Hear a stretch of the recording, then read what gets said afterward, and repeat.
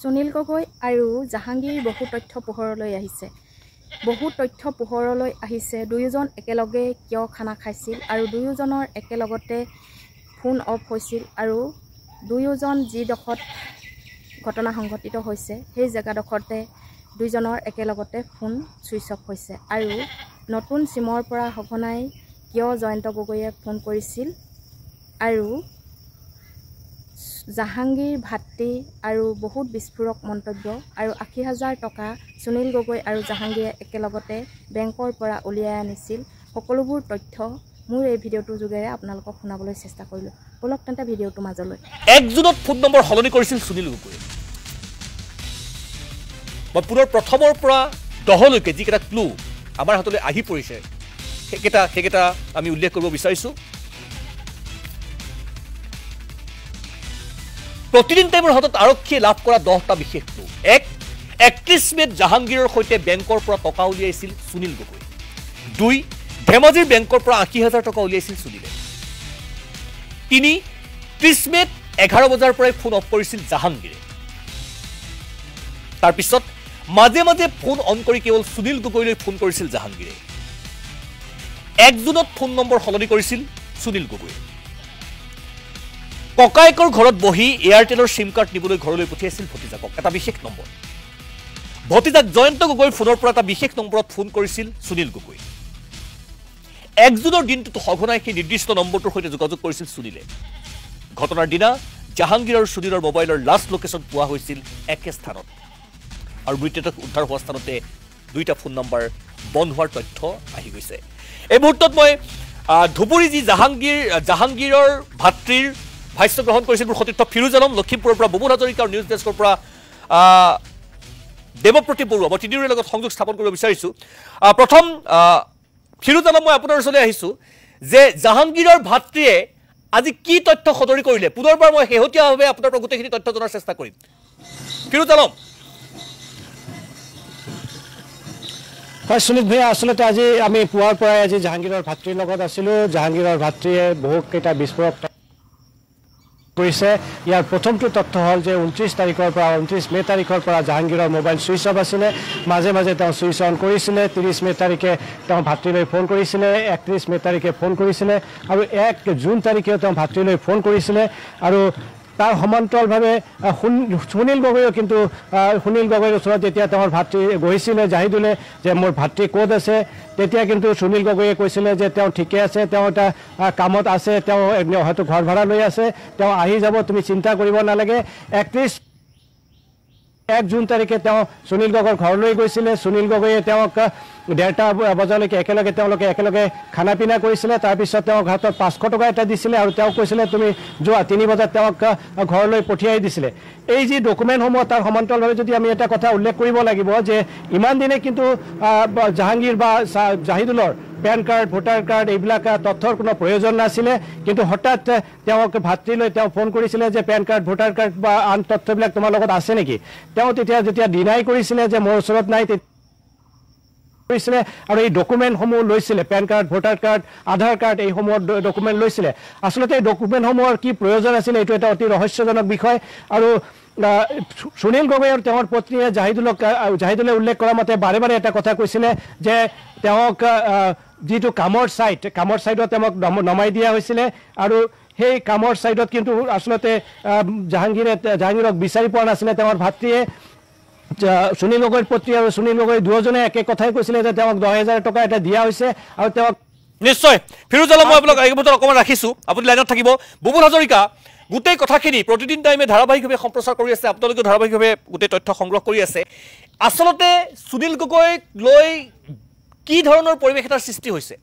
সুনীল গগৈ ক'ত আছে কি ধৰণে সন্দেহ ব্যক্ত কৰিছে বা গোটেই তদন্ত প্ৰক্ৰিয়া আগবঢ়াই দিছে লখিমপুৰ আৰক্ষীয়ে বুবুল হাজৰিকা চাওক প্ৰথম কথাটো হ'ল সুনীল ভূঞা আৰক্ষীৰ মতে অসম আৰক্ষীয়ে আজি তাৰিখত ক'ব খোজে যে সুনীল গগৈ জীৱিত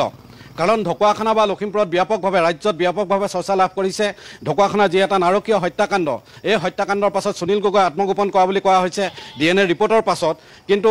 স্থানীয় লোক বা সমগ্ৰ ৰাজ্যবাসীয়ে এটা কথা ভাবিবলৈ বাধ্য হৈছে যিহেতু জল জীৱন মিছনৰ সেই কেলেংকাৰী কথাটো আছিল গতিকে সুনীল গগৈকো হত্যা কৰা হৈছে নেকি কোনোবা প্ৰফেশ্যনেল কিলাৰ লগাই তেওঁকো হত্যা কৰিছে নেকি এনেধৰণৰ কথা এটা ব্যাপক চৰ্চা লাভ কৰা পৰিলক্ষিত হৈছিল আৰু সুনীল গগৈ আৰু জাহাংগীৰ হুছেইন দুইজনকে ডাবল মাৰ্ডাৰ কৰা হৈছে নেকি এই কথাটো বিগত কেইটামান দিনত এসপ্তাহত সাংঘাতিক ধৰণে ব্যাপক চৰ্চা লাভ কৰা পৰিলক্ষিত হ'ল গতিকে আজি আমি এটা কথা ক'ব খোজোঁ অসম আৰক্ষীৰ সূত্ৰ মতে আমি বিশ্বস্ত সূত্ৰ মতে এটা কথা আমি ক'ব খোজোঁ যে আৰক্ষীৰ মতে সুনীল গগৈ মৰা নাই সুনীল গগৈক হত্যা কৰা নাই সুনীল গগৈ জীৱিত অৱস্থাত আছে আৰক্ষীয়ে আজি এক বিশ্বস্ত সূত্ৰই আমাক কেইটামান তথ্য যোগান কৰিছে আপুনি যি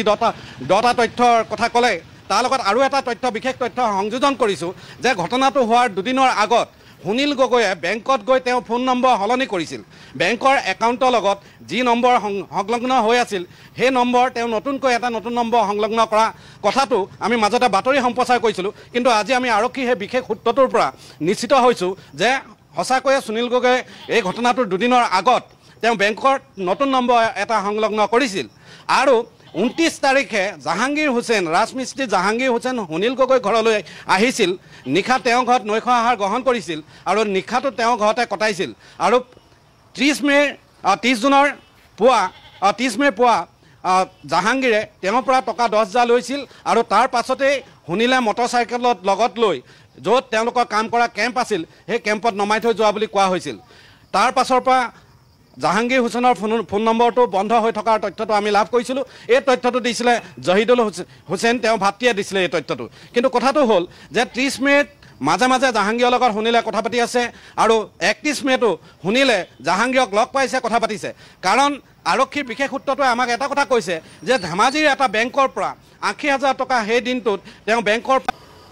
নিশ্চয়কৈ সেই সূত্ৰটোৱে সেই ৰহস্যটো আমাৰ আগত ফাদিল কৰি দিয়া নাই আমাক কোৱা হৈছে যে এটা বিশেষ নম্বৰত সুনীল গগৈয়ে ফোন কৰি আছিল সেই সুনীল গগৈয়ে যেতিয়া তেওঁ এয়াৰটেল নম্বৰটো ঘৰৰ পৰা নিবলৈ ভতিজাকক পঠাই দিছিল জয়ন্ত গগৈক তেতিয়া ঘৈণীয়েকে ফোন কৰি অৰ্থাৎ পৰিবাৰে ফোন কৰি এটা কথা সুধিছিল যে তুমি কিয় নম্বৰটো বিচাৰিছা এইটো নম্বৰ সংস্থাপন এতিয়ালৈকে হোৱা নাই নহয় মোৰ ইটো ফোনত বাৰম্বাৰ ফোন আহি আছে গতিকে মই ফোন নম্বৰটো সলনি কৰিব লাগে সেই সময়ছোৱাতে জয়ন্ত গগৈৰ পৰা ফোনটো লৈছিল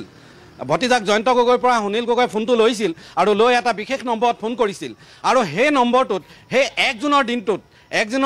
দিনটোত সঘনাই সেই নম্বৰটোলৈ ফোন কৰি থকা পৰিলক্ষিত হৈছে নিশ্চয় গোলাজয়িকা মই